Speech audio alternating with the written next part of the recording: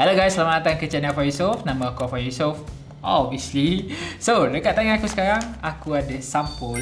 And dalam sampul ni, ada duit gaji aku RM3,850 gaji aku untuk bulan November ni. And dalam video hari ni, aku akan tunjuk dekat kau macam mana aku urus duit gaji aku ni.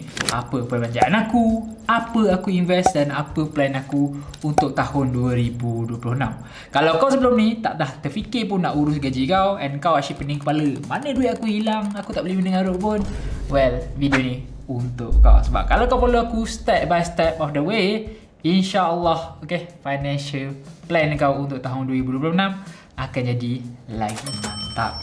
So for context, aku nak start dulu video ni dengan tunjuk berapa yang aku buat bulan ni. So dekat tangan aku sekarang ada duit daripada gaji hakiki aku, which is yang aku dah kerja 3 tahun. And ni adalah gaji bersih aku, RM3,850. Bersih bermaksud aku dah tolak KWSP, SOSO dan apa segala benda yang aku kena tolak. Aku juga ada side income yang aku dah lama buat, which is referral aku. Kebiasaannya aku dapat dalam RM230, RM200 macam tu. Tapi aku tak tahu kenapa bulan ni aku dapat sikit. Aku just dapat RM183. So ni ada kat tanganku. Dan bila gabung, aku akan dapat total income bersih aku bulan ni adalah sebanyak RM4,033, which is banyak ni. Apa yang kau nampak depan mata kau ni. So tu adalah step pertama dalam urus gaji. Kau kena tahu dulu berapa yang kau buat. Okay, lepas kau dah tahu apa yang kau buat, step kedua pula adalah untuk kira perbelanjaan kau. Dan dalam perbelanjaan ni, aku biasanya bagikan dia kepada dua. Perbelanjaan pertama adalah perbelanjaan sara hidup, which is perbelanjaan yang akan habis kalau kau bayar untuk bulan tu. Dia tak ada balance. So macam bil api, bil air, bil internet, sewa rumah, tu semua adalah perbelanjaan sara hidup.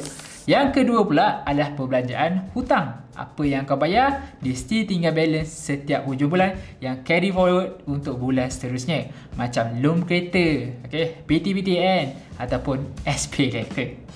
Dalam kategori perbelanjaan, sebab aku tinggal dekat bandar sekarang, okay, Klang Valley pula tu, obviously perbelanjaan aku naik mendadak compare dengan video yang lepas. Contohnya macam dalam perbelanjaan sara hidup, dulu aku sewa dekat rumah flat RM600 sebulan. Sekarang dah tinggal dekat apartment RM1,500 sebulan. Yes, memang selesa, aku tak tipu. 3 bilik tidur, 2 bilik air memang masuk. Tapi dia naik 3 kali ganda daripada asal. Tapi aku boleh cakap juga bukan semuanya bad news lah. Okay, contohnya macam bil utility aku still manageable sebab aku just spend dalam RM6.50 untuk air sebulan, which is minimum untuk air Selangor, dan RM50 average setiap bulan untuk bil elektrik. Untuk bil internet pula aku pakai time dekat rumah aku, so tu RM126.14. And dekat phone aku pula aku pakai data yang separate RM25 lagi untuk 30GB data. Aku juga ada subscribe beberapa servis untuk aku guna personally. Contohnya macam Google One, aku bayar dalam RM11.99 sebulan. Lepas tu aku ada YouTube Premium, RM20.90 setiap bulan. HBO Max yang aku tengok okay, Welcome to Derry, itu RM24.90 setiap bulan. And lastly, aku pakai ChatGPT yang aku bayar RM95.99 setiap bulan. Untuk transport pula simple je sebab aku pakai Azia aku. So apa yang aku kena bayar cumalah minyak saja. Tol dengan parking tu wife aku yang bayar. Aku tak kira dalam calculation kali ni. Tapi aku bayar minyak dalam RM50 seminggu. So darab 4 tu dalam RM200 sebulan. Tapi aku ada satu trik dekat sini yang aku guna.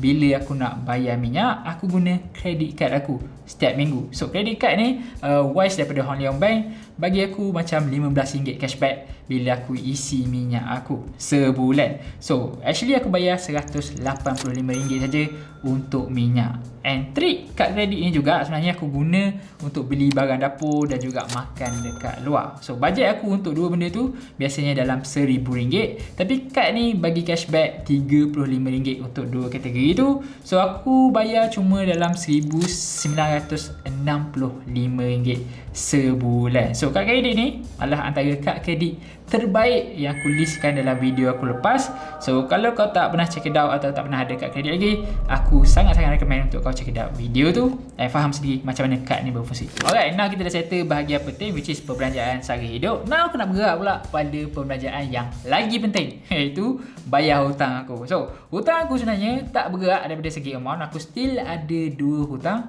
tapi dua-dua ni berubah bentuk. So, yang berubah pertama adalah hutang PTPTN aku. Sebelum ni aku bayar PTPTN about 200-300 sebulan. Aku dah tak ingat, sebab aku dah lansaikan hutang PTPTN aku. Yes, aku lansaikan dengan dapat pelepasan first class. Yeah, pretty good.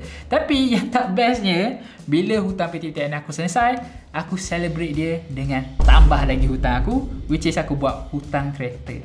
Kalau aku beli Axia X tahun lepas bulan 4, and aku tinggal lagi 89 bulan untuk bayar kereta Axia aku ni. And aku bayar Axia ni RM452 sebulan. Okay. Satu lagi hutang yang aku kena bayar setiap bulan juga adalah SP letter.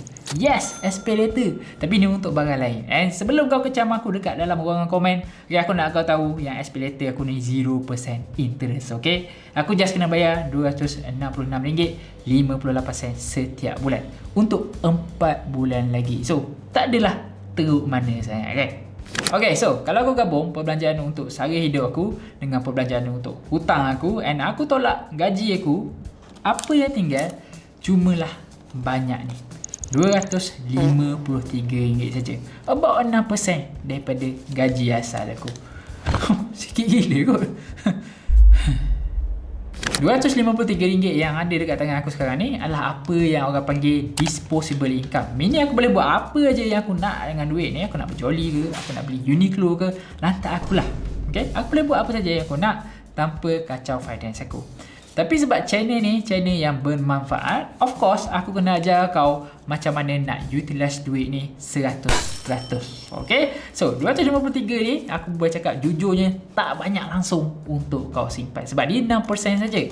Average orang Malaysia simpan adalah 14%. So, apa yang kita nak buat first adalah kita nak tambahkan amount duit ni balik. Okay? Dengan cara apa? Dengan 2 cara sebenarnya. Cara pertama yang aku boleh buat adalah dengan cari side income. Aku obviously dah ada side income sebab aku dah mention awal-awal tadi aku dapat 180 lebih. So tu dah tak relevan sekarang. Aku kena guna pula cara kedua, which is aku kena potong perbelanjaan aku. Potong perbelanjaan ni sebenarnya ada 2 step. Step yang pertama adalah aku potong perbelanjaan sara hidup aku, sama ada aku downgrade atau buang terus perbelanjaan yang aku tak nak. Contoh macam subscription aku tadi lah. Okay, aku ada banyak subscription kan. Okay, ada ChatGPT yang bayar RM95 sebulan. Ada juga HBO yang aku bayar RM25 sebulan. Kalau aku potong 2 perbelanjaan ni, aku boleh naikkan disposable income aku daripada 6.28% jadi 9.27%. Nombor ni nampak better sekarang, tapi dia still tak boleh nak capai 14% yang kita nak tadi. So, apa yang aku nak buat pula, which is adalah second step, aku nak settlekan hutang aku.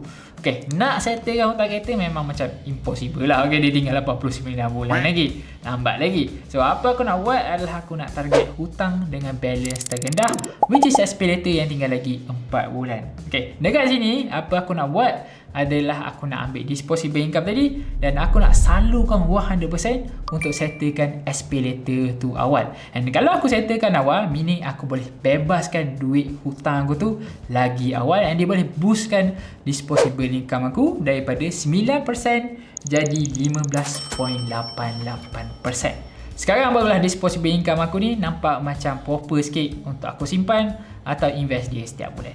So, tu adalah 3 step pertama dalam uruskan gaji kau. Now, the final step yang kau nak fokus, yang paling penting sekali adalah dekat mana kau nak letak duit lebihan kau ni. Dan biasanya aku akan recommend untuk kau letak dalam simpanan lah. Kau simpan duit tu sampai cukup 6 bulan untuk emergency fund. Tapi sebab aku dah ada 6 bulan emergency fund dekat sini, apa yang aku nak buat untuk plan 2026 aku adalah aku nak invest duit aku. Aku sebenarnya nak all in 600 lebih yang aku ada ni dalam satu ETF ni, nama dia SPUS. Sebab apa? Sebab ETF ni adalah ETF patuh syariah yang paling perform sekali aku pernah jumpa setakat ni. Tak silap aku, untuk average 5 tahun dia bagi dalam 16.7% return setiap tahun. So meaning kalau aku all in untuk 30 tahun straight, berapa yang aku akan dapat adalah 3.9 juta ringgit banyak gila. Aku sebenarnya nak kau take note juga yang dalam kiraan tadi aku tak masukkan langsung kenaikan gaji atau bonus yang kita dapat setiap tahun. So kalau aku masukkan dua benda ni, obviously nombor yang kau akan dapat atau return yang kau akan dapat jadi 2 kali ganda, maybe 3 kali ganda kalau kau serius investing. Of course 16.7% tak realistik kalau kau nak invest untuk jangka masa yang lama. Okay, sebab channel ni bermaruah, aku lebih suka kalau kau letak projection untuk return ETF ni dalam 12 ke 10% setahun.